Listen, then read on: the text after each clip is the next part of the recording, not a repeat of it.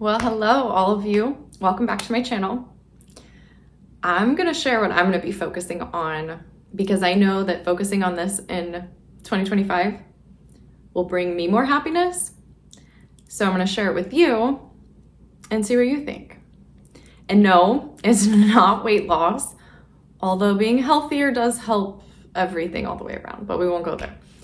So for me, I know I've always felt a lot of anxiety around feeling like it's my job to help others improve their habits or their lifestyles because I can see how something is affecting them and how something could change and it could bring them more happiness. And I get all of this frustration and anxiety and feeling like it's my job without them even asking for that help. And just because I see something that could potentially help or improve someone else doesn't mean that it's my job. And stopping and even asking the question, do they even want to change? Are they capable of changing? Did they ask for my help? Instead of just taking that on all on my own and then feeling frustrated about it or anxiety around it or just not at peace within myself, right? And I know a lot of you can relate, and I know that the struggle, part of it comes from a codependency issue from my childhood, and I know where that's part of where that instinct comes from. And so that is a constant challenge that I have and still continue to work through. And so really this year, focusing on what we really can change and control within ourselves and not putting that out on others will really make you feel more at peace, because ultimately we can't control anything or change anything that someone else is or isn't doing, or even what they want. That's not realistic, and that's chasing after something that inevitably is just going to hurt us in a sense, cause us frustration, cause us to be less happy, right? And I also noticed that I would focus a lot on someone else's potential, something that I could see that they could be, so, a way that I believed them to be. And I've learned that really just giving people the space to do and learn at their own pace, in their own way, because really we're all on our own journey in life and we're all in different places and we all have to experience and learn certain things on our own. And yes, as much as we want to jump in and help someone because we've already learned maybe that lesson, or we can see it as an outside perspective, really it's freeing to just understand that they're on their own journey and they have to learn it in their own way. Sometimes people just aren't ready to hear it from us. And that can be frustrating, especially when it's somebody that we're really close to or we really care about, or their choices affect our lives. That can be really, really difficult. But isn't it really, really difficult trying to manage someone else's lives, trying to help them change their habits or their lifestyle? I mean, it's exhausting if you're honest with yourself.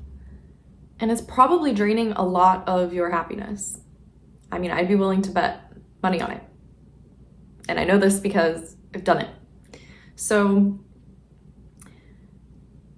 understanding what we can focus on and where our time is going to be more valuably spent is going to be focusing on us and managing our responses to things and managing our thoughts around what someone else is or isn't doing, or what they are or are not capable of.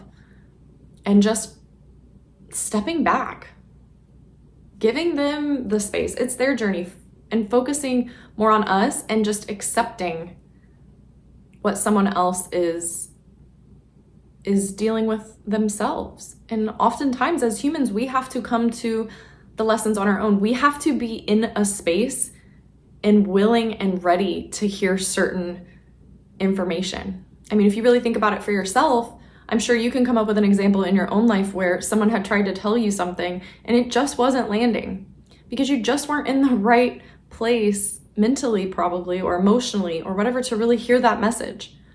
It's probably the same when you're trying to manage or help someone else change or push a change onto someone else. They're just not there yet. And I'm specifically referring to when they aren't asking for our help. It's different when they come to us and they're ready. But creating all this anxiety for ourselves when someone isn't even in that space yet, isn't even able to understand maybe that some of their lifestyle choices or habits are causing them to be less than happy, you're causing yourself to be less than happy in the process because you're causing yourself this frustration and anxiety. So, and I know this because I've done this a lot. And it's something I still have to work on. And I really know that this year moving forward, I really want to continue to focus on that because I know when I don't and I let some of those codependent type of patterns run me, I'm drained. My happiness goes down because we cannot control anything other than our own thoughts and our own journey and our responses and how we react to certain things. Really just making that the center of the focus, and even just understanding that, because this is huge. I've learned that, and I've really practiced understanding that when someone shows us who they are, accepting it, believing it, not trying to focus on what we think they could be, what we know they could be, what we want them to be. Who are they being right now? What are they showing us right now? That's going to be our experience with them. That's what we need to look at and ask ourselves, is this what I want in my life right now? Is this going to bring me peace and comfortability and security? Is this a dynamic that I want in my life right now? Not who I believe they could be. What are they showing me? And believing it. And that can be really, really difficult, especially when we really care about someone, when we're attached. But I think sometimes we do that to avoid the honest truth of who someone actually is, because we want to be right. Our brains want to be right. We want to believe that they are this good person. Well, maybe they are a good person, but it just might be that they're not meant to be in your life, or that they're just not ready to do what you want them to do or be who you think they could be. They have to come to that on their own. It's their journey. Just like your life is your journey. I'm focusing more on your journey. Just like I'm focusing more on my journey. Brings me more happiness than trying to manage something I can't change anyway, right? And it's not my job. It's not our job to change someone else. And it's our jobs to take care of ourselves, right? That's our job.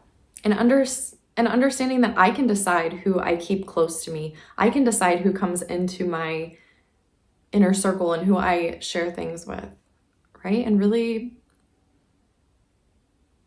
kind of making that a priority too. Like, who do I let close to me affects my level of happiness. That affects my life, who I spend my time with, who I share things with. Do I feel comfortable and safe in all meanings of those words with the people that I have in my life? Because that affects how we feel about ourselves. That affects where our energy and time goes and our happiness level, and not wanting to be around people that are acting in ways that I want to change, right? Why? And just accepting that, okay, if they're not somebody that I feel comfortable around right now, why would I want to waste my time and energy trying to change that so that they could be, when we already know how difficult it is for people and humans to change in the first place? Isn't our energy better spent on people that are already more aligned with us? or just things in general that are more aligned with this, right? You could apply this concept in other areas, but why taking away that feeling of needing to change or control something that isn't even our concern or doesn't have to be? And just really understanding, who are they being now? You know, who are they showing us right now, and accepting it? And then just stepping back and letting them make the choices and the decisions that they need to make in their life to learn and get the experiences that they need. And then managing our thoughts around it, our responses around it, without judgment. Because it doesn't feel good to be judged, and we're all in different parts of our journey at different times, and we're all going through different things. And not wanting to change or control, because and not even wanting to anymore, right? Like, why put more on our plates than we need to with something that we ultimately have no control over? And it's exhausting. It's exhausting trying to pressure others to change their lifestyle just because we think that they should. Maybe they don't want to. Maybe they will. Maybe given the space, maybe they will. But right now, if that's not what they're willing to do, giving them that space and it coming from a genuine, healthy place is going to take some of that pressure off of us, and you'll just feel that weight come off, and it's just more freeing because you can't control it anyway. And who's to say that they don't need to go through these things to learn something really important, an important lesson for their life? And we can't push that on them, just like others can't really push it on us, right? And we know this. We sometimes just have to stop and understand that that's what we're doing. And that can be a really hard thing to do too, is just understanding that that's what we're actually doing and accepting that that's what we're actually doing, because we usually care about these people, right? We usually do this with the people and relationships that matter the most to us. So that's what makes it really difficult. But just stepping back and understanding it's not something we can change. It doesn't have to be our concern. And understanding that we will be happier when we give others the freedom to do and experience what they need to at the time that they need to, and focusing on our journey and our thoughts and what we want. Right. I hope this helps. Comment down below if you know what I'm talking about or your experience. Okay, guys, I'll talk to you next time. Bye.